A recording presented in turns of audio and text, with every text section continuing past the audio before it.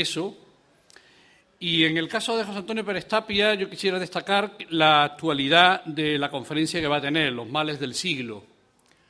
José Antonio Pérez Tapia tiene una cualidad, si lo quieren ustedes, que le puede hacer en este sentido también en su exposición sobre los males del siglo, complementario de la ponencia de Ramón Vargas Machuca, porque nos va a hablar de los males del siglo desde la doble dimensión de su experiencia política y de su experiencia como profesor de filosofía. Yo creo que en José Antonio Pérez Tapia, de alguna manera, se puede reflejar lo que siempre ha sido un ideal de los filósofos, que es que el filósofo se convierta también en un admonitor del político. Eso ya desde Platón y desde Séneca siempre ha sido, por así decirlo, un sueño de la filosofía. Por otro lado, un sueño frustrado, y quizás también José Antonio podrá decir algo sobre esto, sobre la frustración que inevitablemente lleva el constatar el contraste entre la realidad política y el pensamiento filosófico, que por otro lado tienen que ir vinculados y que tienen que ir unidos. Por otro lado, la actividad filosófica de José Antonio Pérez Tapia en estos últimos años ha estado también muy marcada por esta doble dimensión filosófica y política, que se refleja en los títulos que ha publicado, que siempre han intentado ser una aproximación a los temas de actualidad.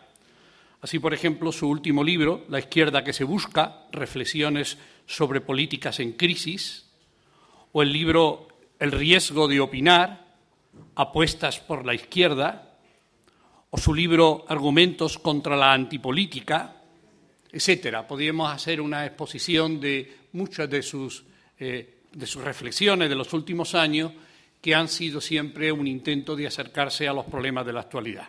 Por tanto, le dejamos a él que él nos exprese su propia concepción acerca de lo que son los males del siglo desde su doble y rica experiencia filosófica y política. Bien, muchas gracias, Juan Antonio, por tu presentación, por tus palabras, siempre palabras de amigo. Y muchas gracias a la organización de quienes habéis organizado estas jornadas de tan merecido homenaje a nuestro maestro y amigo Pedro Cerezo. Bien, voy a tratar de aplicarme en el tiempo disponible a ese difícil arte de la síntesis para tratar de decir lo principal que quiero transmitir de la ponencia que tengo preparada, con el título ligeramente modificado también respecto del que aparece en el programa. Es un caso más, ¿no?, de las premuras con que a veces se elaboran estas cosas y cómo luego al final quedan expuestas de otra manera. El título exactamente lo he planteado como Males de siglos, ¿no?, porque mi punto de arranque va a ser el impresionante libro de Pedro Cerezo, El mal del siglo. Entonces, males de siglos. Y como subtítulo lo formulo así: los cabos sueltos de nuestras crisis. La crisis finisecular del siglo XIX, del término del siglo XIX, y la crisis actual en la que estamos inmersos. Bien, antes de entrar en materia, haciendo un resumen del recorrido que me he planteado para hablar de estos males de siglos, que desde un siglo llegan hasta el nuestro en gran medida, bien, quiero sin duda expresar, en fin, lo que me suscitan también como afectos, como sentimientos, estas jornadas de homenaje, este ciclo y mi participación en ella. Sin duda puedo considerarme afortunado por una coyuntura, y es que de las primeras cosas en las que me veo participando de la vida de nuestro departamento de filosofía es en este homenaje a Pedro Cerezo, cuando por mi parte estoy recién llegado de casi 8 años de intensa dedicación política, de los cuales 5 han sido también como diputado por Granada en el Grupo Parlamentario Socialista del Congreso. Pero eso es lo coyuntural en este caso. Lo que verdaderamente hace que me considere afortunado es el motivo mismo que aquí nos convoca: homenajear a Pedro Cerezo. En fin, todos lo conocemos de sobra, su trayectoria, su autoridad, digamos, su potencia filosófica mostrada a lo largo de obras que quedan ahí, que están ahí como hitos y referencias indiscutibles en todos los temas que ha tocado. Bien, pero lo que suscita, ¿verdad?, esta manifestación por mi parte, considerarme afortunado, es que concurre en este caso la necesidad de hacer un doble reconocimiento reconocimiento a quien es maestro y amigo. Porque no es fácil que se den las dos cosas a la vez con frecuencia. Unas veces porque no abundan los amigos y otras veces porque escasean los maestros. Por lo tanto, cuando uno se encuentra con un maestro que puede considerar amigo, eso sin duda es un motivo de gozo y de profundo agradecimiento. En este caso, recuerdo además el discurso de Pedro Cerezo hace un par de semanas en su recepción de la investidura del doctorado honoris causa por la Universidad de Córdoba, que fue precisamente sobre la amistad, tomando, en fin, como eje de su discurso su interpretación, una vez más, del Quijote. Pues, en fin, como él decía de Sancho, ¿verdad?, que, en fin, cabalgando sobre su humilde asno, acabó siendo amigo del caballero Don Quijote, ¿verdad?, que también acabó bajándose del real y fantasioso y fantaseado Rocinante para establecer en términos de igualdad una amistad. Bueno, pues aquí también, en términos de esa igualdad que exige la amistad, pues me veo como Sancho, ¿verdad?, que acaba siendo amigo en este caso, del maestro. Ese maestro que cuando llegamos algunos a la facultad hace ya décadas, bueno, pues se nos aparecía ya como una figura, en fin, muy engrandecida, con una ganada autoridad. Esa autoridad que todos los días mostraba en el ejercicio de su docencia y en su aproximación a los estudiantes. Bueno, fuimos conociendo a lo largo de nuestras trayectorias, más aún cuando entramos a formar parte del departamento como ayudantes, investigadores, doctorandos, luego profesores. Y en ese recorrido fuimos comprobando cómo esa autoridad era mayor de la que siendo estudiantes percibíamos, porque tiene más autoridad quien desde ella misma puede dejar crecer a aquellos a quienes ha formado. Y agradecemos y agradezco profundamente a Pedro que nos haya no solo dejado crecer, sino potenciado en nuestro crecimiento filosófico, humanamente también. Perdón. Y en mi caso tengo que decir que también en la maduración política. Puedo decir aquí que sin duda para mí, en mi trayectoria política, también como militante del Partido Socialista y luego como cargo público y diputado, siempre he tenido la referencia de Pedro Cerezo, sin duda. Y además he encontrado en él, que fue diputado del 82 al 86, en la segunda legislatura de nuestra democracia ya constituida, he encontrado en él siempre un estímulo y un apoyo, ¿verdad?, en este pasar complicado, ¿verdad?, por la vida política, donde, bueno, si antes hablábamos también de cómo se sitúa quien desde la filosofía se aproxima a la política, pues puedo decir que en estos años he sido un político que asumí el compromiso personal de seguir pensando filosóficamente desde dentro mismo de la acción política, lo cual no siempre es fácil porque las contradicciones saltaban a cada paso. Bien, dicho esto, pues entro en materia. Y lo voy a hacer, bueno, primero señalando a grandes rasgos por dónde va esa impresionante obra de Pedro, El mal del siglo, el conflicto entre ilustración y romanticismo en la crisis finisecular del siglo XIX. Una obra que sin duda se constituye en obra clave para entender ese final tan complejo del siglo XIX español, pero no solo eso, sino que desde ahí se proyecta una luz enorme para el siglo XX y esa luz enorme es la que llega hasta nosotros. En estos momentos de crisis, de profundísima crisis, quizás más profunda de aquello que hasta ahora hayamos podido vislumbrar. Bien, creo que ahí el trabajo de Pedro es una referencia que nos ayuda a entender aquella época, esa generación del 98, esa generación que él, con buenos motivos, piensa que es mejor llamar finisecular para no vincularla solo al conocido, recordado desastre de la pérdida de Cuba y de Filipinas, los restos del imperio colonial, ya venido más que a menos de España en aquella etapa histórica, ¿verdad? Esa generación, ¿verdad?, que se encontró ahí con una problemática enorme, una problemática que, por otra parte, no era solo la crisis de España, por más que en términos unamunianos, etcétera, doliera a España.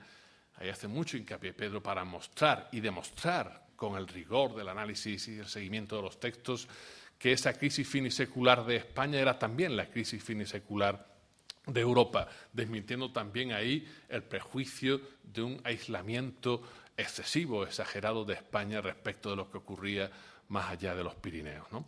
Por lo tanto, estamos en esa crisis finisecular, que es una crisis de sentido, es una crisis nihilista, de ese nihilismo que luego, en esa misma época, es, elaborado por Nietzsche, que había sido anticipado por otros voceros desde el campo de la literatura con el valor de verdad, del que hablaba Remedios de la literatura, destacando en ese terreno Dostoyevsky. Pues, en fin, Nietzsche y Dostoyevsky eran manejados por esos autores de la época. En fin, y desde ese trasfondo nihilista que invadía la sociedad en aquel tiempo, bueno, pues los autores del 98, 98istas, bueno, se enfrentaban a una España muy complicada y no solo, como he dicho, por ese desastre del 98, sino por sus estructuras mismas, por sus conflictos internos, por los debates que se daban en esa sociedad, bien, en un momento en el que, bueno, trataba de despegar y de despegar respondiendo a los impulsos de la modernidad, pero ahí se debatía entre esos dos polos de la Ilustración y el Romanticismo sin poder resolver esa tensión que se daba entre ellos.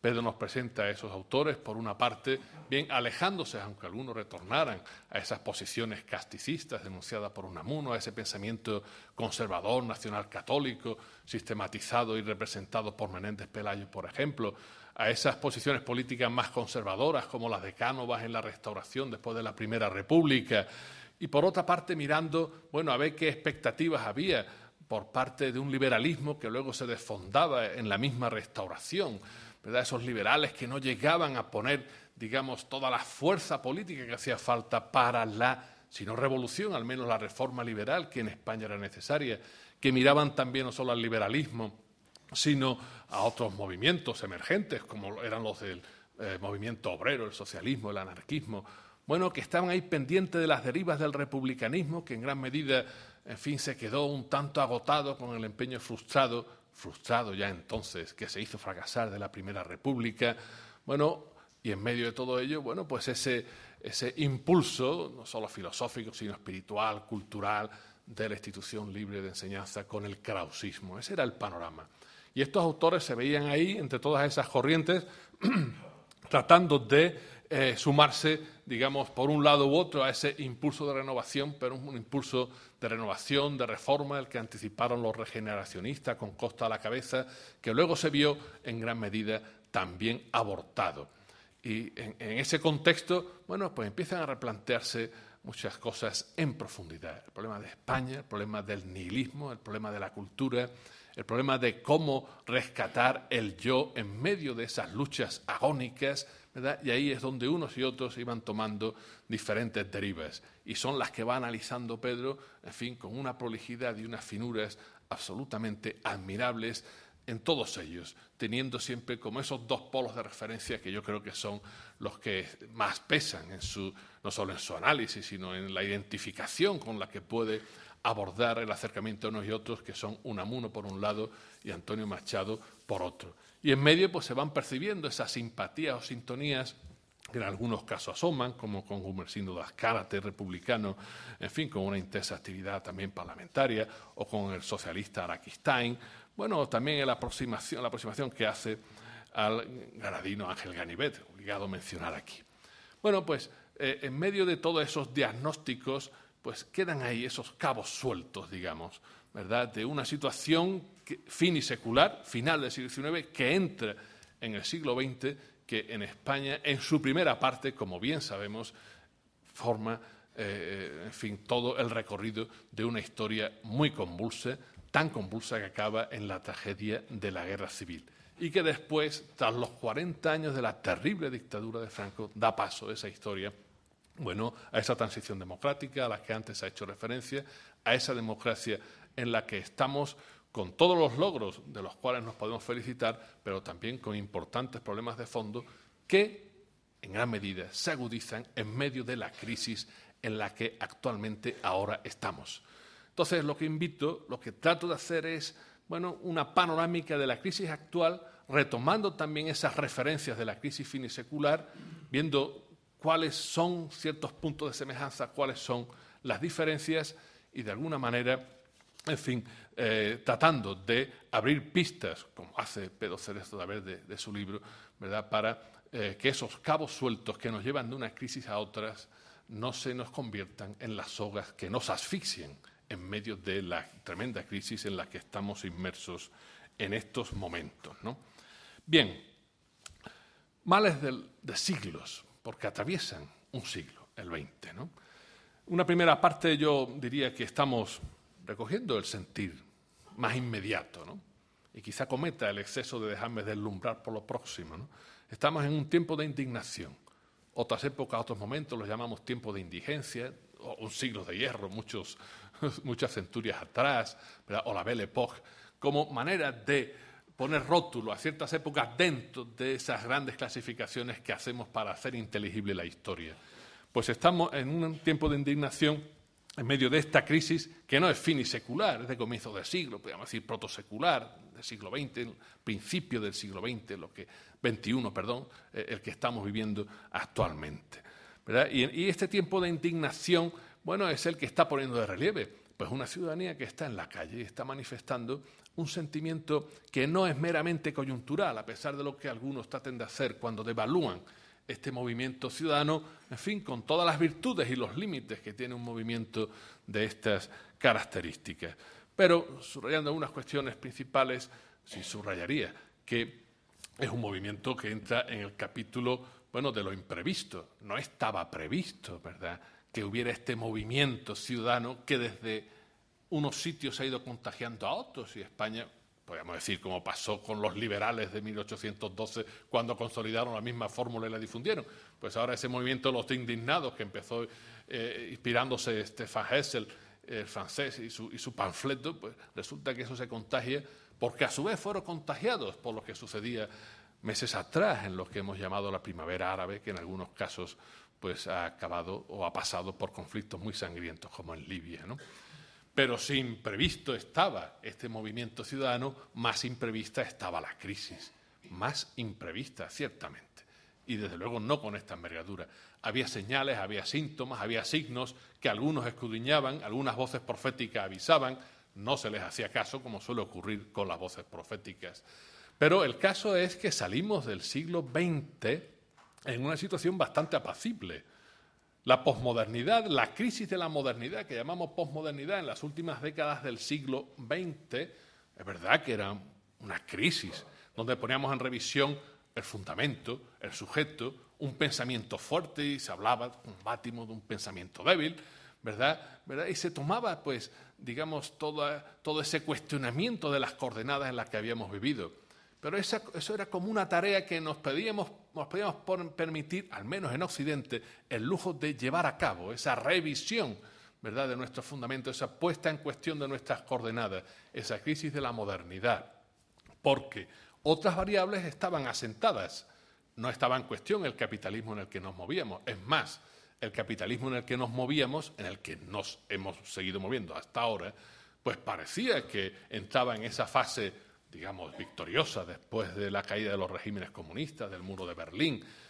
Era el momento de expansión del neoliberalismo desde finales de los 70, comienzo de los 80. Es lo que tematizó Francis Fukuyama con El fin de la historia del último hombre. Todo parecía que quedaba expuesto ahí a un desarrollo expansivo, ¿verdad?, y expansivo en términos geopolíticos también, de democracia liberal y economía de mercado.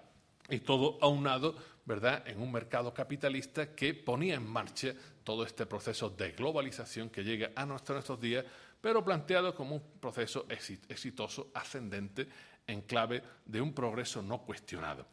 En el comienzo del siglo XXI, en el 2001, ese panorama tan apacible se vio quebrado. Todos recordamos los atentados a las Torres Gemelas, etc. Aparece en escena ese nuevo terrorismo internacional que relativizó a otros. Bueno, no vamos a entrar ahora en el capítulo de ETA, pero que se vio afectado el terrorismo de ETA por ese otro internacional con la brutalidad con que entró en escena. Y es en este momento donde Fukuyama cede el paso a un autor como Huntington, que ha sido tan citado con su choque de civilizaciones. El fin de la historia, si era el final, se complicaba muchísimo, ¿verdad? Y quedó atrás la Guerra Fría, pero tras la Guerra Fría venían nuevos conflictos que se plantean como conflictos de civilizaciones. Tesis muy discutible. prognosis que algunos hemos dicho que había que evitar que funcionara como una profecía que llama a su autocumplimiento. Pero ahí estaba eso puesto en escena y muchos lo confirmaban con conflictos muy fuertes, con esas nuevas guerras asimétricas en las zonas de colisión de las áreas civilizatorias, colisiones que no eran por meras cuestiones de conflicto de valores, porque estaba en disputa muchas veces cosas tales como el control de los recursos energéticos o cuestiones mucho más pegadas a las realidades políticas de los diferentes territorios. El caso es que, parece ya un enfoque que no es el de un occidentalismo expansivo, sino el de un occidentalismo a la defensiva. El mismo Huntington no deja de remitirse a Spengler y a la decadencia de Occidente. Todo esto nos lleva al día de hoy, donde no solo está en escena ese conflicto de civilizaciones, sino que incluso eso mismo palidece en medio de la crisis económica actual. Todos conocemos la secuencia, no es el momento ahora de repetirla, en todos sus detalles. Crisis financiera, crisis económica, crisis social con el drama del paro, acentuado en España con la burbuja inmobiliaria, crisis de la deuda, crisis de los estados atosigados por los mismos mercados, crisis ahora mismo fortísima de la Unión Europea después de lo ocurrido en Grecia y de lo que está pasando en Italia en estos momentos y con nosotros con el agua al cuello por cómo vaya esa cuestión de la cual nos hemos enterado recientemente llamada la prima de riesgo. Pues esa es la secuencia. Entonces es una crisis económica, social, profundísima, que pone patas arriba eso que se había dado como la variable constante que no iba a cambiar, incluso que había sido la premisa para diseñar incluso políticas progresistas que pensaban redistribuir a costa de los excedentes, que permitiera una economía capitalista que funcionara exitosamente pero que se pudiera controlar. No se controla. No se controlan los mercados. No hay manera de poner freno a la especulación. No hay manera, con los recursos que se están movilizando para frenar eso. Es más, los mercados están apuntando al corazón de los estados y de las mismas democracias. Hoy he hablado de democidio, ¿verdad? Cuando los mercados suponen, ¿verdad?, entrar con la fuerza que se está haciendo, no solo con planes de ajuste que ponen a la gente en situaciones sumamente difíciles y tanto más cuanto más abajo en la escala social, sino que liquidan el demos, el pueblo organizado como ciudadanía dispuesta a ejercer sus derechos. Y lo estamos viendo en Grecia, estamos viendo en Italia cómo se despide a quien ya destrozó el demos republicano de Italia. Y estamos viendo cómo los recursos democráticos de nuestras instituciones de autogobierno resultan soslayados en este contexto de crisis. Todo esto es lo que origina que los ciudadanos salgan a la calle indignados, ¿verdad? Indignados. Es verdad que el movimiento es muy ambiguo, es verdad que le falta, podemos decir, estructura, propuestas concretas, logran incidir en el ámbito político, lo estamos viendo incluso en la campaña electoral. ¿Cómo darle eficacia estratégica a todo ello? Bien, ahí hay un problema político, pero el caso es que a través de ese movimiento se evidencia no solo lo que está suponiendo la crisis económica en amplias capas de la población, incluso clases medias que temen el naufragio que les llega a ellas, sino lo que está suponiendo de humillación de una ciudadanía que ve negados sus derechos y sus aspiraciones de participación política y que además constata la impotencia de la política y la ineficacia de los gobiernos frente a los poderes del mercado. Bien, ¿qué es lo que podemos deducir de todo esto que tenga que ver con lo que pasaba en la crisis finisecular? En la crisis finisecular del 19, por mucha crisis que hubiera, aún no se puso en cuestión el paradigma del progreso. Es verdad que había autores muy conservadores que criticaban el progreso. Eso ha sido siempre reverso de la Ilustración, de la modernidad, si se quiere. Pero, de alguna manera, se recomponía la confianza en el progreso, como se recompuso incluso en el siglo XX, después de las barbaries que se han conocido en el siglo XX con los fascismos y la Segunda Guerra Mundial. Se recompuso la idea del progreso. Muy ingenuamente, hasta la misma socialdemocracia, como denunciaba Walter Benjamin, se tragó esa concepción burguesa del progreso, construida sobre una concepción del tiempo que no se justifica cuando se predica del tiempo histórico, donde entra la discontinuidad que plantea siempre cualquier acontecimiento imprevisible, efectivamente, como ahora. Pero es que ahora lo que resulta absolutamente cuestionado es ese axioma de la modernidad, el del paradigma del progreso, la fe en el progreso. Incluso con ello se pone en cuestión la apertura del futuro. Y como señalaba Pedro Cerezo en una conferencia reciente, en otro ciclo de nuestro departamento, cuando se cierra la apertura del futuro, no solo es eso lo que queda cerrado, sino que se ven también clausuradas las expectativas del mismo progreso en libertad, dicho con fórmula hegeliana. Es la misma libertad la que peligra. Bueno, pues ya estoy en primera alarma, por lo tanto, vamos a resumir, quiero decir, muy brevemente las partes que siguen, enunciarlas al menos. ¿Qué es el problema de fondo en todo esto? Pues vuelve a ser el nihilismo, sin duda. Valdría decir aquello del personaje de Nietzsche que iba por las calles diciendo que es el nihilismo. Bueno, gritándolo, pues ahora es como si nos hubiéramos descubierto, se nos hubieran caído las escamas de los ojos y fuéramos por las calles diciendo, es el capitalismo, esto es el capitalismo.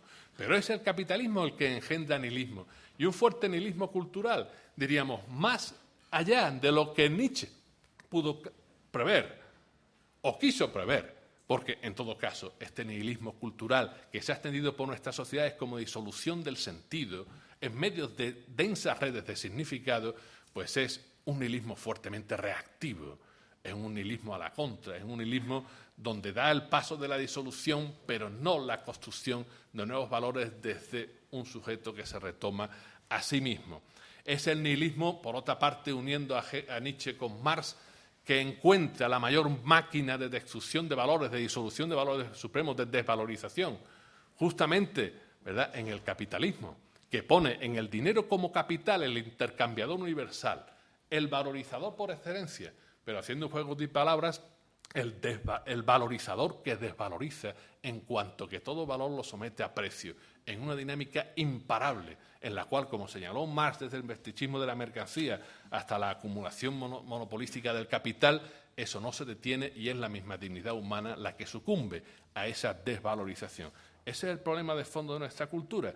Y es el problema de fondo tan al fondo que nos lleva a una tesitura que ya no es siquiera la de contraposición entre ilustración y romanticismo, ni ilustración ni romanticismo, sino qué hacemos con esta modernidad capitalista que nos ha llevado a una solución nihilista, a una situación nihilista de disolución de los valores y con poca capacidad de recomponer las bases sobre las que construir la misma convivencia social. Bueno, y el problema se plantea entre modernidad y antimodernidad. Claro, no hay puentes transitables de un sitio a otro, porque además la antimodernidad, ¿dónde se nos muestra? En las reacciones contra ese nihilismo, pero por unas vías patológicas irrecuperables. Y ahí encontramos los excesos identitarios o los excesos fundamentalistas, sea por vía religiosa o sea por vía de nacionalismos políticos absolutamente exacerbados. Junto a este nihilismo que nos encontramos, bueno, hay crisis de las ideologías porque el nihilismo las engulle. Pues claro que sí, pero eso no significa que las ideologías desaparezcan. Nunca he dado crédito a la tesis conservadora del final de las ideologías. Las ideologías forman parte de la energía que mueve la maquinaria social, el engranaje social. Por lo tanto, como toda energía, las ideologías no desaparecen, se transforman, y unas con mayor éxito y otras con menos. ¿Cuál es la más exitosa en esa transformación, en ese contexto de nihilismo cultural, de expansión de un mercado que en un contexto de globalización llega a donde no se imaginaba que pudiera llegar, no solo extensiva, sino intensivamente, ¿verdad? Bueno, pues ahí la más exitosa es el neoliberalismo. ¿Por qué el neoliberalismo es la ideología más exitosa? No solo porque concuerda con esa expansión económica del mercado que denigra el Estado y que exalta lo privado recusando lo público, hasta nuestros días, efectivamente, y digo hoy, ¿no? Y mañana y pasado. Pues ese neoliberalismo, ¿por qué? Porque ese neoliberalismo concuerda no solo con la dinámica económica, sino con lo que conlleva ese nihilismo, con lo que lo ha alimentado. Un capitalismo cínico, un capitalismo que no necesita justificación, un capitalismo que se afirma descaradamente en las contradicciones que se pueden asumir aun sabiendo que se miente sin mayor problema. A ese capitalismo cínico le corresponde un neoliberalismo que queda lejos del liberalismo originario, clásico, porque no pretende ninguna justificación ética de sus propios planteamientos. Entonces, ese es el capitalismo cínico. Ante ese capitalismo cínico, posiciones cínicas, como en el 19 podía ser nuestro Ganivet aquí desde Granada, ante ese contexto que era percibido como trágico por su parte, bueno, pues es que ese cinismo de Ganivet ahora no tendría lugar, porque ese cinismo ambiental en el que nos movemos es el que viene de vuelta de la crítica de las ideologías, es el que se afirma como falsa conciencia, ilustrada, como dice Sloterdijk, como el que afirma, bueno, pues esto es lo que hay, que es falsa mi conciencia. ¿Quién lo dice? Si se corresponde mejor con los hechos que la conciencia de aquel que denuncia mi falsedad. Por lo tanto, se convierte en una legitimación por vía de hechos de un capitalismo que lo invade todo con su dinámica de reducción del valor a precio. En este contexto, bueno, no solo hay crisis de la ideología en general, especialmente fuerte por la izquierda. No es el momento, ni Juan Antonio iba a dejar de hablar de la crisis de la izquierda y especialmente de la socialdemocracia en estos momentos, excesivamente ingenua frente al peso de ese capitalismo cínico. ¿Cómo recobrarnos de aquí? ¿Por la vía del egotismo reciclado en ética de la autenticidad, como propone, por ejemplo, Charles Taylor? Pienso que no es viable. Quizá había que recuperar, como insiste Pedro, las vías dialógicas que en el 98 eran apuntadas por la palabra en el tiempo con que concluía Remedios de Antonio Machado. Bueno, ese es el contexto internacional, ese es el contexto de nuestro mundo globalizado, de ese nihilismo cultural, ese capitalismo cínico que se instala y opera en todos los rincones por donde llega a través de los cauces de un mercado mundial controlado por un capitalismo financiero, como sabemos, fuertemente especulativo que nos trae en jaque a todos. Pero para terminar, Juan Antonio, una cuestión. ¿Y qué pasa con aquella España que dolía tanto? Pues, hombre, hemos cambiado sensiblemente, por fortuna. Esto sí que es por fortuna. Y antes se mencionaba la transición y todo lo que se ha logrado saliendo de la dictadura, no solo en términos políticos de maduración de la democracia, sino de desarrollo económico, de nivel cultural, de articulación de nuestra sociedad. Bueno, esto hoy no podemos darlo por sentado y seguro en ningún caso. Reaparece la cuestión social que tanto preocupaba a los del 19 porque era el telón de fondo de los conflictos fuertes que se planteaban en la sociedad en aquel momento. ¿Quién dice que no nos aparece una nueva cuestión social, no exactamente por el proletariado, lo que históricamente fue, sino por el precariado, como dicen algunos sociólogos, ¿verdad? Por esta situación precaria en la que nos movemos, en la que os movéis, ¿verdad? De quien no puede llevar sus expectativas más allá de un trabajo de 900 o 1.000 euros en el mejor de los casos. ¿Y qué pasa con una España que, aun siendo transición democrática, ha dejado atrás esas cosas que preocupaban tanto ya en la crisis finisecular de un Estado laico o de un Estado que se configurara federalmente para articular mejor la pluralidad nacional que encierra dentro? Cuestiones que vislumbraban los 98istas.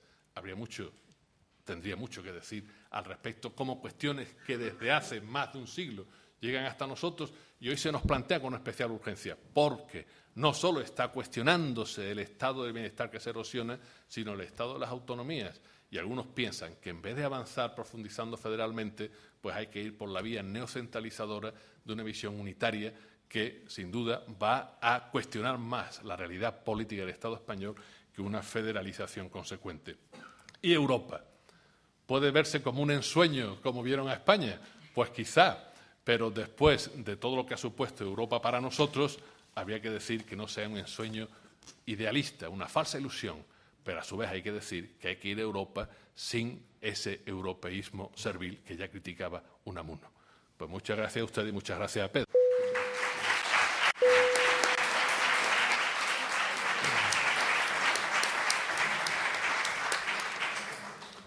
Bien, después de esta reflexión en la que se ha hecho una síntesis por otro lado, tan precipitada por la urgencia del tiempo de la política y la filosofía, vamos a escuchar una ponencia que es complementaria, yo creo, y que va a abordar también la problemática del malestar del siglo desde una perspectiva diferente.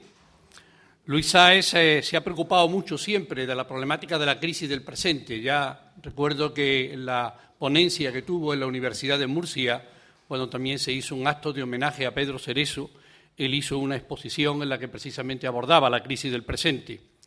Por otro lado, él ha abordado en los últimos años toda esta problemática pensándola siempre desde la perspectiva del nihilismo. Ha publicado varios estudios sobre el nihilismo y ha sido editor de varios volúmenes también sobre el nihilismo y mundo actual, Pensar la nada, etcétera. Su mismo último volumen, Ser errático, publicado en Trota en el año 2009, es también una reflexión sobre la vigencia de la situación de incertidumbre en la que nosotros nos movemos desde la perspectiva del sujeto. Aunque yo siempre quiero recordar, y siempre lo subrayo porque siempre se lo he recomendado a mis alumnos, el libro que a mí siempre me ha resultado más interesante de Luis Sáez, que es el libro de Movimientos Filosóficos Actuales, que traza un panorama global de lo que son las grandes corrientes de pensamiento en el siglo XX y que yo creo que ha sido una magnífica aportación al pensamiento actual. Quisiera además destacar algo que probablemente muchos de ustedes no conocen. En una reflexión que hizo la semana pasada el Seminario Cultural del periódico El Mundo, hizo una reflexión sobre la situación de la filosofía en España y propuso una serie de autores, de filósofos jóvenes, que de alguna manera expresaban lo que era la promesa de la filosofía en España y de la vigencia del pensamiento filosófico para abordar los problemas actuales. Y entre esa selección de filósofos jóvenes que elaboraron ellos mismos y que presentaron ellos mismos en las páginas del Cultural, dedicaron también un amplio apartado a Luis Sáez, expresando también lo que era su pensamiento y lo que era su aportación a la filosofía actual. Quisiera además con esto referirme al diario El Mundo, ya que el diario El Mundo en los últimos años ha hecho muchas evaluaciones de las titulaciones de filosofía en España.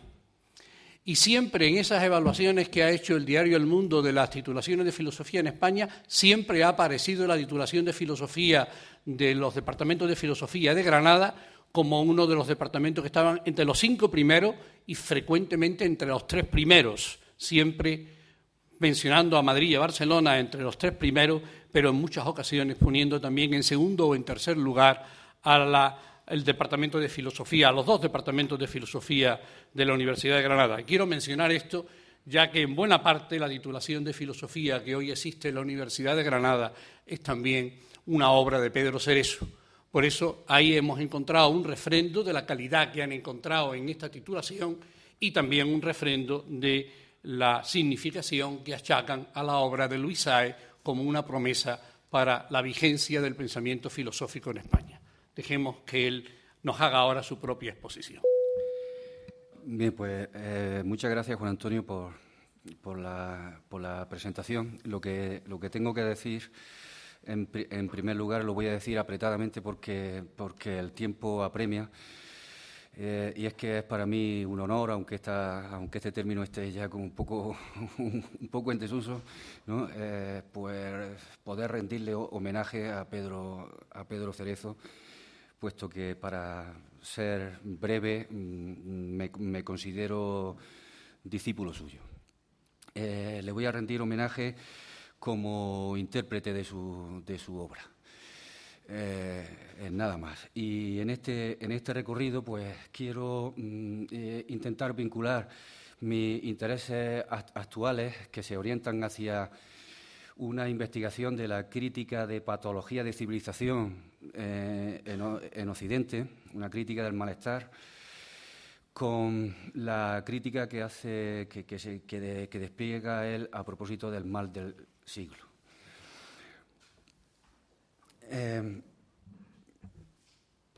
Nos encontramos en una época de crisis, pero no solo económica, sino de civilización. La más urgente tarea de la filosofía hoy radica en pensar este presente en decadencia crítica y hacerle frente con coraje y valentía. Existen para ello al menos 2 vías complementarias. En primer lugar, la de identificar claves ocultas en esa situación de declive. En segundo lugar, la de poner en escena dichas claves de modo que queden al descubierto también sus efectos enfermizos, su miríada de rostros en el seno de lo que parece ya innegable como acontecimiento de nuestra actualidad, del nuevo malestar en la cultura, un malestar que, de acuerdo con una emergente y profusa producción filosófica, se expande como una oscura sombra en Europa y en Occidente en general. Ambos cauces, el de la captura de movimientos tectónicos en profundidad, que es como una topología del mal, y el de fenómenos que los expresan en superficie, al que llamaría topología del malestar, poseen un cariz ontológico, pues siendo 2 caras de una misma moneda, hunden sus raíces en la autocomprensión y comprensión del mundo tácita que precondicionan todo nuestro espectro de valores y metas, así como todo nuestro hacer.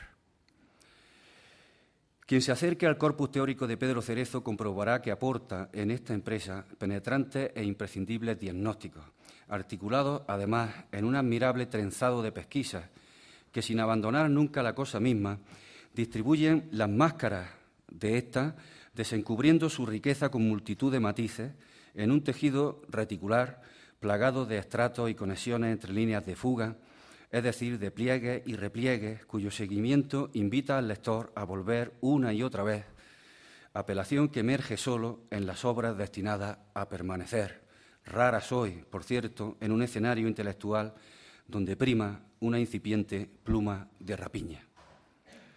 Al servirme de esta obra lo hago por eso con la unción con la que se entra en un santuario situado en el claro del bosque y con el temor a profanarlo a causa de erróneas interpretaciones.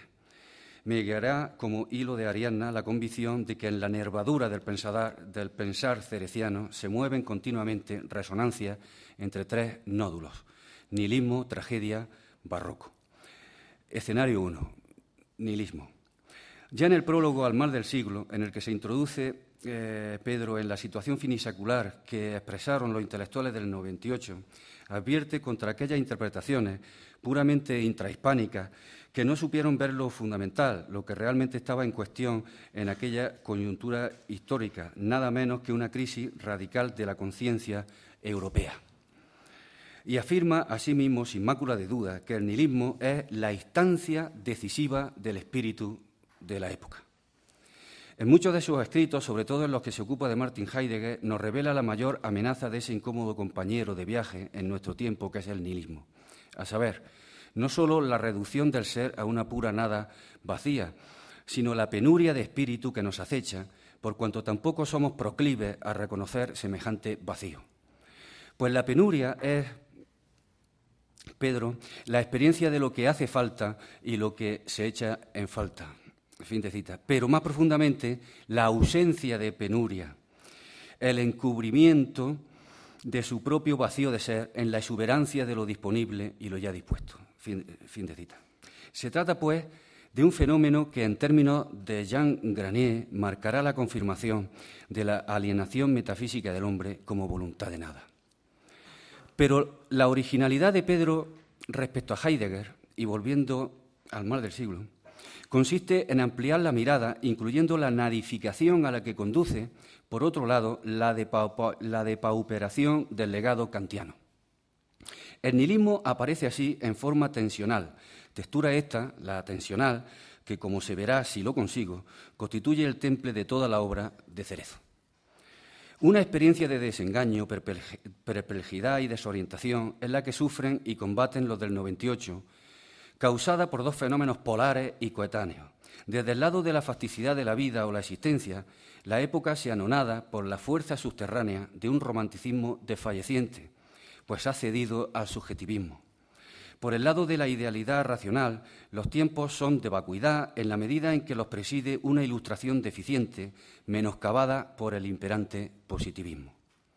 Es el vacío que anuda tensionalmente a estas dos nadas lo que constituye propiamente el mal del siglo. Del siglo y del presente. Pues Cerezo nos habla a nosotros, a los hijos de las crisis sucesivas del siglo XX y de la penuria también del XXI. La experiencia de que el desierto crece, persiste e insiste, me atrevería a decir de modo más intenso, como arena movediza a cuyos márgenes difusos se extiende, por un lado, en términos de Pedro, el romanticismo asténico de la posmodernidad débil, relativista y digregadora. Hay otra posmodernidad que no es así. Y por otro lado, como nos dice, una ilustración alicorta, metamorfoseada en la multitud de figuras que prodiga el cientificismo y el imperio de la razón estratégico e instrumental, produciendo una, cito, nueva idolatría de la fórmula exacta y del cálculo técnico. Fin de la cita. Pero tal y como la fuerza de una ventisca se encarna en el estrépito de olas cuando estremece al mar, antes calmo, este núcleo del mal adopta cuerpo y figura en el malestar de la cultura.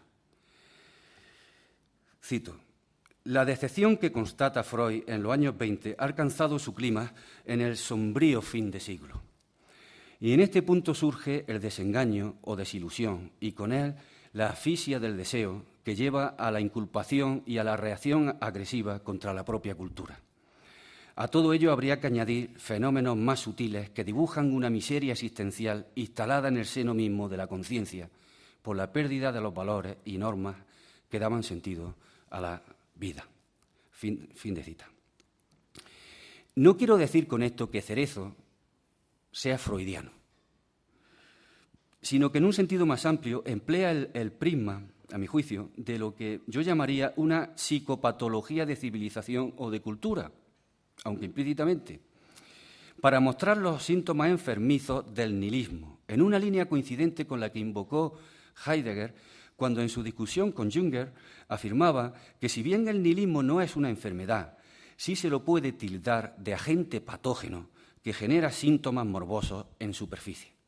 De hecho, creo que siendo consciente de ello o no, Cerezo acoge ingredientes fundamentales de la escuela del análisis existencial, a la que pertenecieron psicoanalistas que transfiguraron su perfil freudiano en uno fenomenológico existencial cuando se encontraron con la publicación de Ser y Tiempo, tales como Binswanger o Minkowski. Se comprende así que en su conciso y rotundo trabajo Tres paradigmas del pensamiento español contemporáneo, Unamuno, Ortega, Zubiri, remita Cerezo esa experiencia que emana del nihilismo al fenómeno de un desarraigo respecto a las condiciones de una existencia sana, en el sentido de fuerte y creciente. Para Unamuno, el desarraigo es la pérdida de una cultura que, vaciada de corazón y de razón a un tiempo, ya no es significativa, produciendo un desencantamiento del mundo. A los ojos de Ortega, y porque la época no promete ni yo reflexivo ni circunstancia honda, es la falsificación de la vida, que en vez de dirigir a la cultura, se deja conducir por ella en cuanto autonomizada. Una falsificación que se manifiesta en síntomas mórbidos más concretos, como la merma de estímulo interno e ilusión, o la aparición de una praxis que no se deja conducir por las cosas mismas, sino por prescripciones a modo de fórmula o consigna. Y adoptando la perspectiva de Zubiri, Pedro diagnostica el desarraigo como desfallecimiento de la experiencia de realidad, que lleva a dar de bruces con una angustia inquietante. Si no se comprende que todos estos síntomas nos hablan sobre nuestro presente más inmediato, me apresuro a señalar, es porque estamos también en desarraigo y en olvido de desarraigo, es decir, en estado de lacerante penuria. Pero retomemos el tema. Si la topología del mal pone al descubierto el modo de ser de la época, es esta topología del malestar y de la enfermedad cultural, sobrevenida por efecto de una vida mancillada en su anhelo a más vida, la que funda el pazo ontológico que movilizará a los intelectuales de fin de siglo, expresado también en forma tensional. El pazo del que se debate en la, cito, antinomia radical entre la experiencia del vacío o la oquedad del mundo desencantado y la exigencia de afrontarlo desde la ensoñación, la fe, la utopía y el espíritu de aventura. Fin de cita.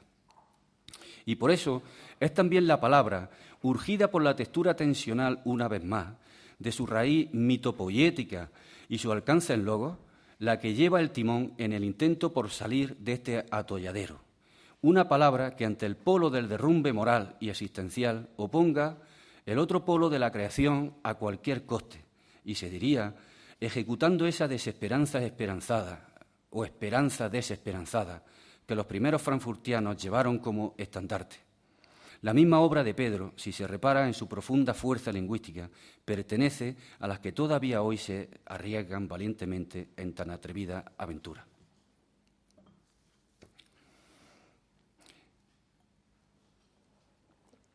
Escenario 2. Tragedia. Aunque a primera vista lo trágico no es enteramente consubstancial al nihilismo, hay razones para afirmar que en el trayecto intelectual de Pedro se establece un lazo de inherencia y copertenencia radical entre ambos. Cierto sí que no todos los pensadores que atraviesan la crisis nihilista del mal del siglo son trágicos. Ni Ortega, ni Zubiri, ni Machado, por ejemplo, lo son. Ahora bien, lo importante, a mi juicio, radica en que la crisis, en cuanto tal, sitúa en diversas tensiones entre fuerzas de signo opuesto e ineludibles, que es el rasgo fundamental del espíritu trágico. Puede decirse que, a pesar de que existen diversas respuestas a este espíritu, la crisis misma lo incorpora, infiere. Cito: «No se repara lo suficiente en que el síndrome trágico se debe a un profundo malestar de la cultura, propio de tiempos de crisis». Fin de cita. En este sentido, es el pensamiento de Unamuno el que se ofrece como campo de investigación de este nexo interno. Y es que ocurre también a la inversa, que el nihilismo de la crisis constituye precisamente aquello que confiere perfil propio a lo trágico. Cito: «Me atrevo a añadir que Unamuno ha hecho el análisis más decisivo del alma trágica desde el punto de vista del nadismo o nihilismo, entrevisto antes, ciertamente, pero del que faltaba una conciencia explícita hasta la obra de Nietzsche». Y añade que el mal del siglo es para Unamuno sencillamente el nihilismo, un nihilismo a la española que incrusta en la conciencia trágica el problema del valor del ser. La antinomia fundamental que sitúa a todos los pensadores que atraviesan la crisis nadificadora a la que me he referido podría interpretarse como la tesitura agónica en la que se encuentran, en virtud de la cual o bien vence la nada en el desfallecimiento de la inteligencia creadora, o bien triunfa ese todo, anhelado incoativamente, que representa la palabra viva y plena. Pues bien, es este desgarramiento polar todo-nada el que coloca Unamuno en el centro de la realidad problemática y problematizante del reto que es preciso afrontar si es que la libertad ha de destellar sobre el fondo oscuro del mal del siglo. Dice Unamuno: «Todas las penas, aunque tantas, son una sola pena, una sola, infinita, soberana, la pena de vivir llevando al todo, temblando ante la nada». En palabras de Pedro, esta, la libertad, se descubre a sí misma en la angustia como un poder tocado de nihilidad o alcanzado por el no ser, pero por lo mismo en tensión agónica entre lo uno y lo otro. El secreto de la libertad está en su ansia de más vida o en su empeño de totalidad, pero es un empeño deudor o empeñado, pues no puede evitar el embate de la nada. Ahora bien, la tensión misma es creadora. Fin de cita. Como sabemos, lo que desazona a Unamuno es el porvenir de la conciencia, de la experiencia de sí, que pide eternidad, pero que se reconoce inserta en la finitud del alma humana. No quisiera ni puedo en este contexto introducirme en esta peculiaridad de lo trágico unamuniano. Me limito a extraer lo que me parece universal en su trenzado singular. Pues bien, la tragedia constituye un desafío de dimensiones, si se lo piensa bien, abrumadoras, gigantescas. El desafío de escapar, tal y como expresa el propio Unamuno, a la tentación satánica del todo o nada, de la que huye el filósofo, de la que huye Unamuno, dice Pedro, como del diablo. Pues la potencia, el augere o acción que acrecienta en lo trágico es el sostenerse, resuelta e intrépidamente, sobre la nada activa y productiva, que es la tensión misma, por lo que es necesario mantenerse a salvo de las seducciones o cantos de sirena de uno y otro extremo. Y tanto más arduo es semejante empeño por cuanto los cantos de sirena, nos aclara Pedro con finura, están imbricados en propensiones henchidas de grandeza.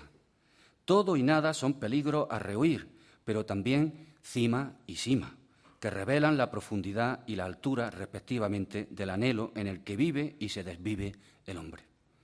La cima constituye la experiencia de la plenitud.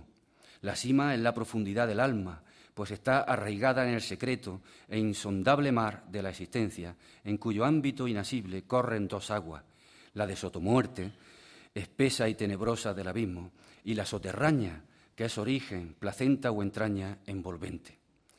De ahí que lo misterioso que sondea el hombre está en un más allá doble, en un más allá de la vida del que nada sabe, una transmuerte, y es un más atrás del nacimiento, una trascuna. Es, dice Cerezo con expresiones de gran belleza, un deseo de renacer, ligado al polo de la cima, de permanecer en inmortalidad, que juega siempre a contracorriente del deseo de desnacer a retrotiempo. Caer, sin embargo, en uno u otro éxtasis representaría el fracaso de la libertad por el triunfo de dos ilusiones, tanto en el sentido de lo que ilusiona y enciende, como en el de lo que deforma dando lugar a falsas ilusiones. Esta sería concisamente expresada la topología del mal en lo trágico. Y de nuevo es posible, a mi juicio, extraer en la obra de Cerezo su complementario en disposición de en vez como topología del malestar. Pues si subrayamos el sentido deformador de estas ilusiones, no tardaremos en comprobar que los extremos del todo y nada se concretan en los del utopismo, por un lado, que es la tendencia eternista en ilusión creadora, y el nadismo, en términos de Pedro, el apetito tanático de disolución o anonadamiento. La enfermedad consiste en la disolución de la tensión que tanto el utopismo como el nadismo tienen por consecuencia. La resolución por la autenticidad, enfatiza Pedro, debe abrirse camino entre el fondo del actuar y su forma, que está siempre afectada por la facticidad de la cultura en sus hábitos y costumbres. El rostro del fondo y la máscara de la forma, una vez más un par en tensión, necesita de lo que llama Unamuno contramismo. Es decir, de una simultánea negación al acecho de lo que se va siendo y haciéndose en el camino de la vida, de tal manera que, y esto lo señala también Pedro, el reto consiste en mantener una apropiación no egocéntrica, sino acaso egotista, salvando el riesgo de la expropiación en la que la máscara desfigura al rostro. De nuevo nos sentimos concernidos en este diagnóstico por su capacidad para proyectarlo sobre nuestro inmediato presente. ¿Qué falta hace hoy un contramismo con semejante audacia? En un panorama cultural enfermo por la diáspora de autoafirmaciones atomizadas y yermas de autocrítica. Pero también encontramos, para aprender hermenéuticamente de Cerezo y alcanzar lo que llamaba Gadamer momento de aplicación al presente, un rico caudal en sus precisiones sobre esa ambigüedad de la máscara. Las máscaras de lo trágico son múltiples, pero siempre ambiguas, y ese es el problema. Está la máscara de lo tragicómico, porque lo trágico heroico de la seriedad y lo trágico cómico del humor son otros dos polos inherentes a lo trágico. Y lo que quiere subrayar Pedro en este punto es que no hay que ver escindidos estos momentos, sino en tensión, así como, cito, el carácter equívoco, tragicómico de la vida y la posibilidad siempre inminente del tránsito de lo uno a lo otro, de lo sublime a lo ridículo y viceversa, no ya como dos estados indiferentes, sino como el en vez y revés de lo mismo. Lo verdaderamente grande se envuelve en lo ridículo, en lo grotesco, lo verdaderamente trágico. Fin de cita. Si lo ridículo y lo grotesco pertenecen al campo de la enfermedad, en el sentido ontológico que le estoy confiriendo, es porque, como advierte Cerezo, al hilo de un análisis de la obra teatral unamuniana El hermano Juan, conducen, de igual forma que en ese personaje, a una sustitución de la vida como obrar, a la vida como ser visto. Lo serio se disuelve ahora finalmente no en la risa, sino en la vida juego, para narcotizar la comezón de la muerte, la vida en hueco. Se trata, pienso, de la existencia estética o de puro espectáculo, que me atrevería a afirmar, gobierna hoy el mundo de la vida por entero, toda vez que la locura presente es al mismo tiempo fábula y fabulada. Don Juanesca, en su desnudo impulso seductor y representativo, muy por debajo de la locura del héroe cervantino, a propósito del cual dice Pedro, no es imaginable, sin embargo, un Quijote jugando a ser Don Juan, porque el héroe trágico nunca renuncia, ni siquiera por diversión, a ser sí mismo. Pero hay otras máscaras apócrifas de las que podemos precavernos si leemos detalles de la obra cereciana. La mascarada del casticismo español cuando se disuelve en un realismo vulgar de la pura impresión y un idealismo artificioso de pura categoría. La mascarada del progresismo cuando, diluido en lo humano abstracto, quiere además invadir la cultura sobre pretexto de educarla. La mascarada que representa la complicidad entre el integrismo religioso y el jacobinismo revolucionario. Y, por terminar aquí, la mascarada del resentimiento trágico de la vida, cuando el litigio productivo se convierte en guerra incivil entre otros y unos, con H, por obra de una oposición en la que la acción se transforma en reacción, por decirlo e interpretando a Pedro con Nietzsche. Pues bien, ¿no nos habla a nosotros, los más inmediatos hijos del presente, esta topología del malestar que camina a lomos de la topología del mal? A mi juicio sí, plenamente, porque me convence Cerezo cuando va directamente a la cosa misma, en palabras de una belleza que arrebata. Cito: «Ciertamente nuestra época dista mucho de ser trágica, pues se ha avenido a vivir en la contingencia. Ya no puede sentir el malestar en la cultura, al modo de nuestros bisabuelos, porque ha cegado hasta la nostalgia del sentido, que fue para ellos tan acuciante. O tragedia o esquizofrenia parecía ser el diagnóstico más acreditado, o bien entraña fuga a lejanos y encantados paraísos en que moraba la mística o la utopía secularista. Hoy los tiempos son más sobrios, pero no dejan de estar lacerados por fuertes antagonismos». Escuchen ahora lo que dice Pedro.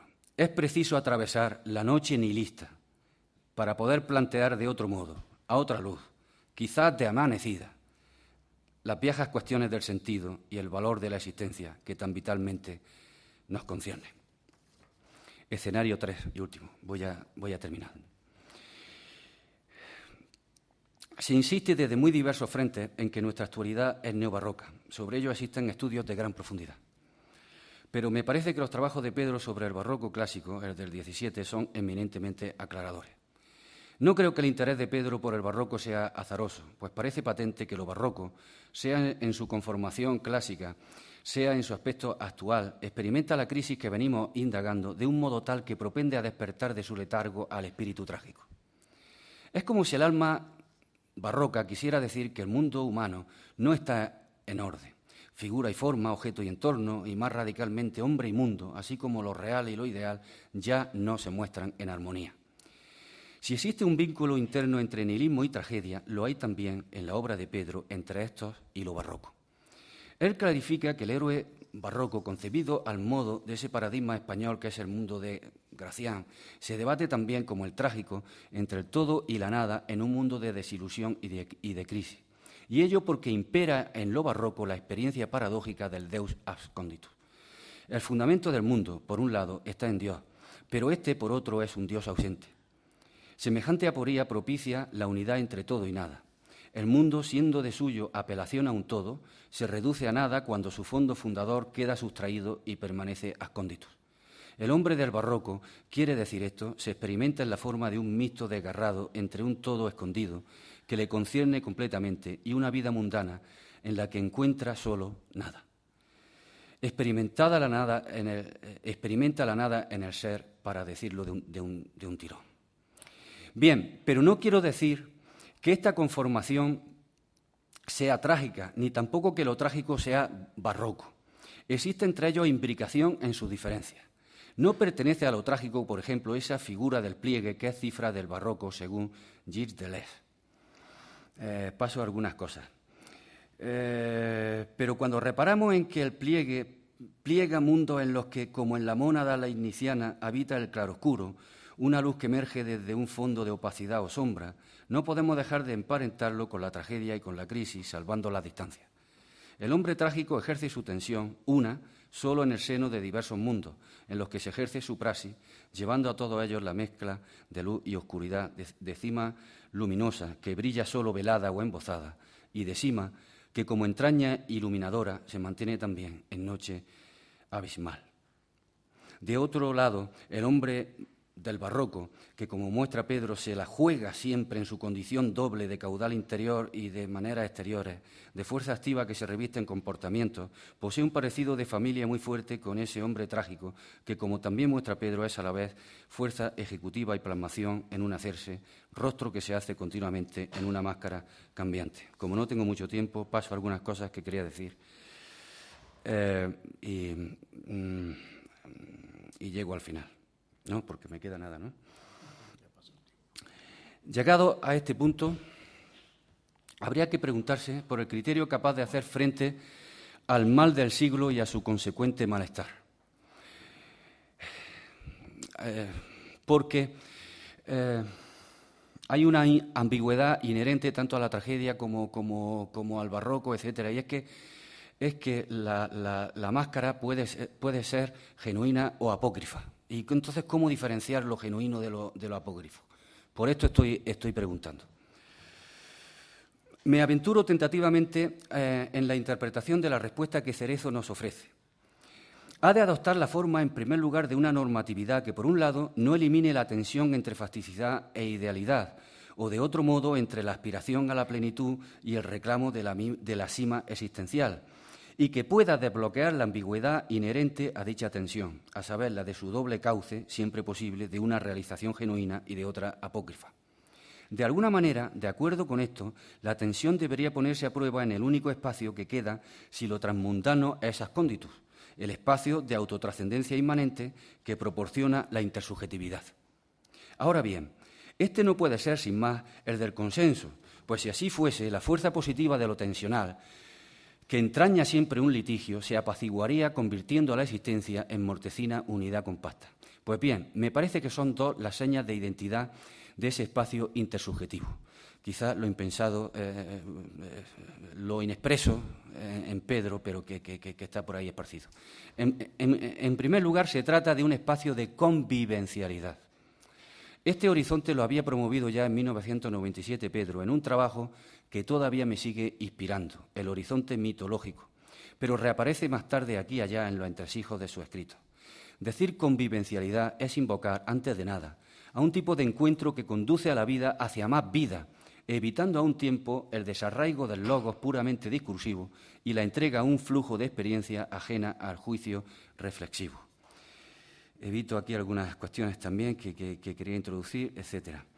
Y me voy al segundo criterio.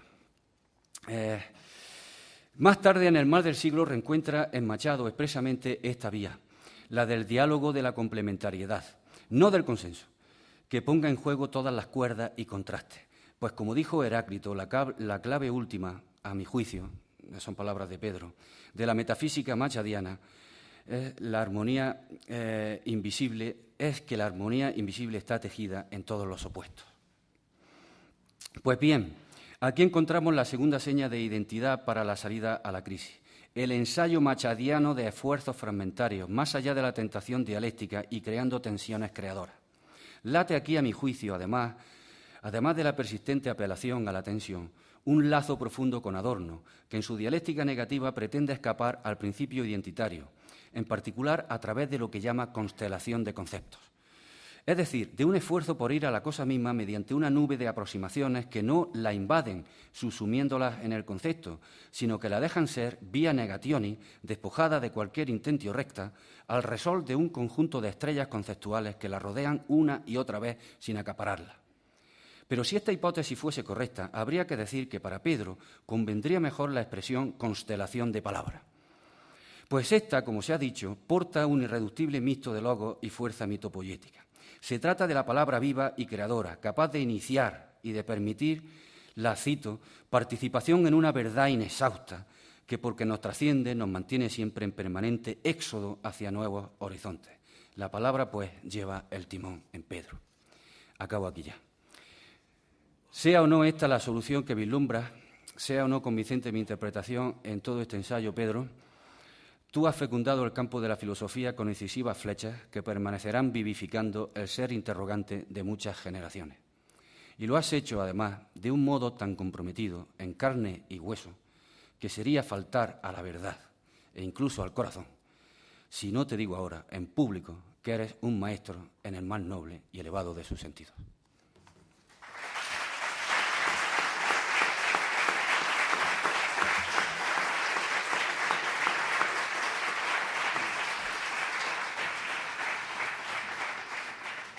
Bueno, por exigencias del local no tenemos más remedio que acabar a la 1:30 y no tenemos más que unos minutos, por tanto no hay espacio para el diálogo, pero sí quiero, antes de que nos despidamos, dejarle la palabra a Pedro Cerezo por si él quiere aportar algo o indicar algo a partir de las exposiciones que se han tenido esta tarde. Y recordarle a ustedes que mañana se tendrá el Intelectual y su Memoria, una entrevista a Pedro Cerezo que se va a desarrollar en este local y no en la Facultad de Filosofía y Letras, como estaba indicado. Así que, sin más, la palabra a Pedro Cerezo. Bueno, no sé qué decir, porque me encuentro profundamente conmovido, intelectual y cordialmente, ¿no?, por vuestra amistad y vuestras ponencias y vuestros elogios, que los juzgo excesivos, pero bueno, que al amor le va bien un poquito de exageración, ¿no? En cuanto entiendo que son es una prueba del afecto, ¿no? Entonces, simplemente 4 sugerencias como una cortesía, ¿no? A Ramón, compañero no de trincheras, pero tampoco de poltronas, sino de bancos de resistencia y de paciencia, que algunos queríamos convertir en la paciencia del concepto y otros en la paciencia de otra espera, ¿no?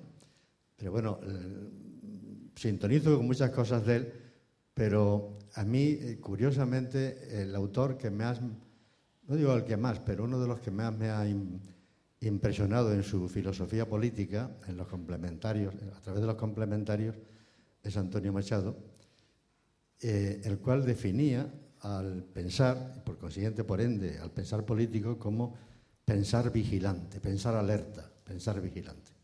¿No? Yo creo que esa es la responsabilidad del pensar vigilante. Tú decías, no sé, citando a no sé quién, pues que el filósofo político toca la cítara mientras se quema Roma.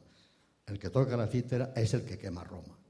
Por consiguiente, el pensar vigilante es justamente vigilar para que Roma no permita a algún pirómano de ocasión, ¿verdad? Que destruya la propia.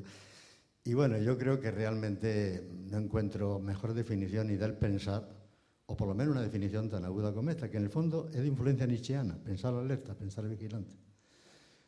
O aquella definición de la cultura, extender por el mundo el tesoro humano de la conciencia vigilante, ¿no? Que es otra de las... Tenemos mucho que aprender de los poetas y sobre todo de este poeta filósofo, paisano nuestro,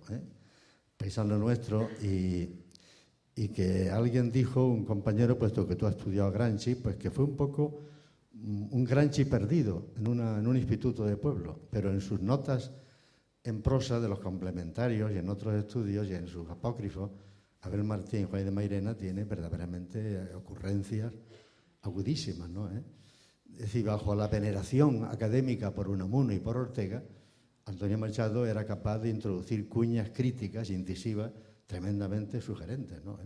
Que en cierto modo desarbolaban lo que estaba haciendo Ortega en los años 14, ¿no? Buscando una nueva política, ¿no? La desarbolaban en radicalidad, ¿no? Bueno, en fin, esto por recordar a un poeta y filósofo entrañable como es nuestro Antonio Machado, ¿no? Y los Remedios ha elegido el mejor centro de gravedad, que es la confrontación de Platón-Nietzsche, ¿no? Y curiosamente se me ocurría oyéndote, ha citado a Nussbaum. Nussbaum en algún momento, no sé en qué libro, hace la sugerencia de que pervive el mejor agonismo trágico en los diálogos de Platón. Es decir, Platón, que tanto fustigó a los poetas por faltar a la verdad moral y a la otra verdad, sin embargo, cuando de verdad crea los diálogos, es capaz de reproducir el agonismo trágico con una fuerza y con una belleza impresionante, ¿no? Siguió siendo poeta. Y lo malo fue que cuando perdió, dejó de ser poeta, entonces se convirtió en un legislador totalitario, ¿no? El último Platón dejó de ser poeta, ¿no? Eso es lo malo. Es decir, que la poesía buena puede ser vivificadora, ¿no? Y muy orientadora, ¿no? Y luego me has hecho el honor de citarme a mí en la salida de un cierto conflicto. Bueno, me he movido en la ola en este sentido de la metáfora viva de Paul Ricoeur, que yo creo que es una contribución enorme, ¿no? O bien de cosas de Merleau-Ponty, ¿no? Del propio Heidegger, el origen de la obra de arte, ¿no? Que para mí... Y bueno, era una gran constelación de pensamientos, ¿no? En la que yo he inscrito, ¿no? Lo poco que he podido hacer en este sentido. Evidentemente defendiendo una función del arte que es alecéutica, es decir, que es el arte de algún modo despeja el mundo, pero el mundo tiene que ser luego justificado, concebido por el logos, ¿no? Y claro, ahí se puede originar una confrontación la mitológica o realmente una conspiración mitológica, ¿no? Que realmente pueda ser productiva, ¿no? Y claro, a los más jóvenes y a los más vigorosos les ha tocado acometer pues un libraco mío, El mal del siglo, que yo me espanto cuando lo veo, ¿no? Porque no sé cómo pude yo parir a esa criatura, ¿no? Por descomunal, pero descomunal en el sentido peor o más extraño del término, ¿no? De quizás muy desproporcionado, ¿no? Muy desproporcionado, aunque yo tengo las claves últimas de la lectura, pero para el lector es un laberinto, y es muy desproporcionado en sus términos. Entonces, incluso he pensado luego en un dicho griego que dice que macron biblon, macron cacón, es decir, un libro grande es una gran calamidad, ¿no? Luego, lo es mercantilmente, pero en fin, eso no me importa nunca nada, ¿no? Pero es una gran calamidad porque es muy difícil dar con ciertas claves hermenéuticas, ¿no?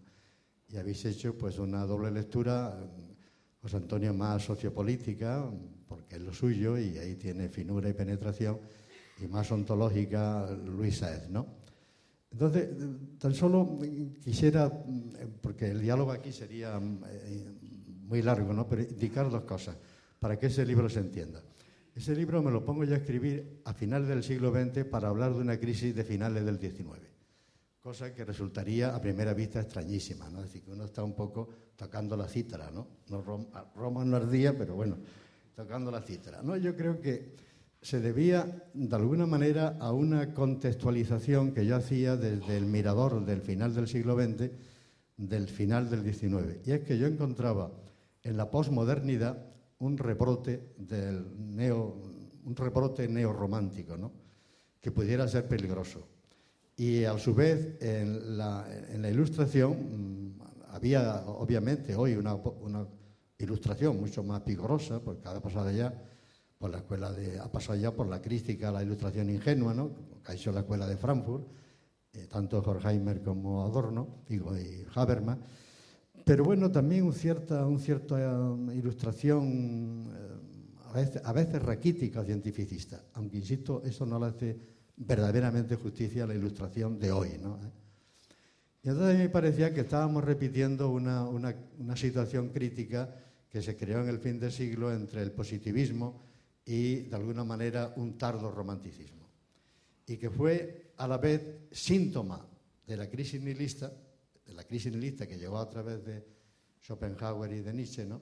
Síntoma de ella y una mala manera de querer salir de ella, ¿no? O bien refugiándose en la panacea de la ciencia, que al final llevaba al desencanto, la tesis de Brunetière, el mal del siglo, la enfermedad del siglo, o bien refugiándose en la utopía, la ensoñación, la fe religiosa o la fe poética, etc. De modo que ese conflicto era de algún modo síntoma y al mismo tiempo fuga, de algún modo y ahí faltó de algún modo un intento de razón mediadora. Pudo serlo el institucionismo. El croxismo, como bien sabemos, entra en escena en el año 70 o 60, una cosa así, es decir, 60 y tanto, 64. Luego está presente en la Revolución del 68 y por fin Giner de los Ríos le da un giro institucionista en el 76, ¿no? Realmente el institucionismo, no tanto el krausismo, sino el giro institucionista del krausismo, que es lo que hace Giner de Ríos, y en parte Salmerón, pudo ser un poco mediador en ese... Pero el giro hacia el positivismo, hacia el krauso-positivismo, el giro hacia el positivismo le hizo perder fuerza, ¿no? Incluso el que Giner no era un pensador metafísico, era un pensador político y cultural, y un pedagogo. El único pensador metafísico ahí era Salmerón, pero Salmerón era al mismo tiempo un político, ¿no? Un político republicano muy, muy radical y muy importante, ¿no? Otro andaluz, ¿no? Igual que Giner, estoy citando a dos andaluces. Y no lo digo por chauvinismo, sino para que tomemos conciencia de quienes conviven con nosotros día tras día, ¿no? Y son vecinos de la esquina de la calle, ¿no? Bueno, pues digo que realmente fue una pena que el institucionismo no tuviera capacidad de mediar en ese conflicto y de hacer salir de él de una manera productiva antes de que se enconara pues, en un agonismo. Por ejemplo, el propio Unamuno fue víctima de eso. Fue pensador del agonismo, pero de modo fue víctima de eso, ¿no? Y a mi juicio la cosa no se despeja hasta Ortega.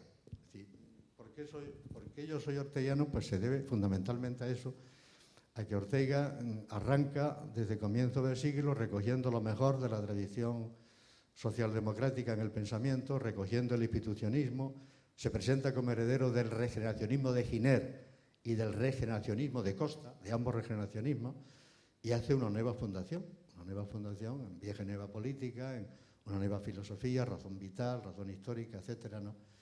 Y obviamente Ortega tiene conciencia de que quiere salir del impasse creado en el fin del siglo por un nihilismo profundo de la cultura que no fue resuelto, ni en España ni en Europa, ¿no? Quizá España tuvo el mérito de que logró novelar diferentes suertes, diferentes agonías, diferentes suertes del propio tragicismo, ¿no? Pero de manera que esa es un poco, ciertamente, la clave de por qué yo hice ese libro, y porque, claro, el libro fue creciendo desmesuradamente, eran muchas las crisis, se condensaban todas en el nihilismo, la salida no era satisfactoria, en el fondo era o puro tragicismo, o puro agonismo, o bien pues salidas utópico-poéticas o místicas, o bien un refugio alicorto en un positivismo verdaderamente. Bueno, esta es un poco la situación, ¿no? Obviamente se vuelve a reproducir la situación, vosotros lo habéis analizado, Luis, en clave más metafísica, tú en clave más sociopolítica. En el fondo, de nuevo estamos en el nihilismo, pero, atención, porque bueno, de nuevo, y esta atención me la dirijo a mí mismo, ¿no?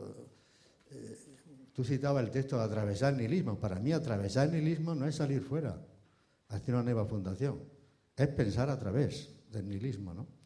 Y por consiguiente ser capaces de instaurar algún orden de razones desde la pura contingencia, pero no saliendo fuera en el sentido de buscando una fundación solvente, de metafísica o ontoteológica, ¿no? Yo creo que no. Esa es es decir, estamos por primera vez en una situación en que tenemos conciencia de la contingencia radical y que precisamente por ser contingentes tenemos que buscar un sentido, tenemos que crear un sentido, pero consciente, es decir, una razón de ser, porque no la tenemos. Tenemos que buscar una razón de ser, ¿no? Pero justamente lo que no puede ser esa razón de ser es convertirse ella misma en escamoteo de la experiencia de la contingencia, ¿no? Caben apuestas, obviamente, apuestas poéticas o religiosas, pero en definitiva que no traten de, por así decirlo, de enmascarar el tema de lo trágico de la contingencia humana, ¿no? Y quizás si en la política o en las diversas esferas de la creatividad tuviéramos esa especie de necesidad de pensar, ¿no? Pero sabiendo que no hay tierra firme, no hay tierra de promisión ni hacia atrás ni hacia adelante, ¿no? Y que sin embargo en el propio desamparo de la contingencia necesitamos más que nunca mediar entre los aportes de la ciencia, de la sabiduría clásica y del propio aporte simbólico o mítico, ¿no? Y ahí la filosofía, tratando de ser un poco la mediadora, como ha intentado decir Habermas, ¿no? Entre todas esas fuerzas que pueden conspirarse para intentar darnos una razón de ser en medio de la contingencia, sin saltarla a la torera, pues quizás entonces la tragedia pudiera ser productiva, ¿no? Bueno, llamando tragedia aquí a la contingencia. La otra tragedia sería el empeño de echar a matar, es decir, de poner a matar, diríamos, dos visiones excluyentes y contradictorias que, en el fondo, muchas veces inhiben y paralizan, ¿no? A lo mejor lo trágico está en asumir la contingencia y en ser capaz de dar alguna razón de ella, no hacia atrás, sino hacia adelante. Y en esa razón, es una nueva razón dialógica, hermenéutica, pues atar cabos de diferentes cosas. Bueno, muchas gracias, perdón por esta hora tan intempestiva, es una pequeña correspondencia con vosotros.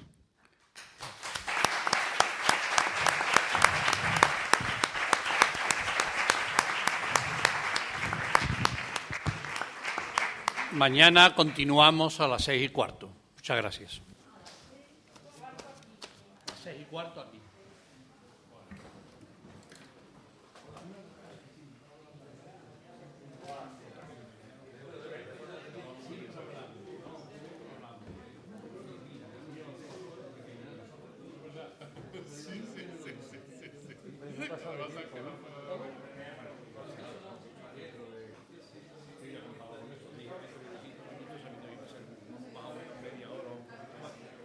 Si no lo digo eso, pues...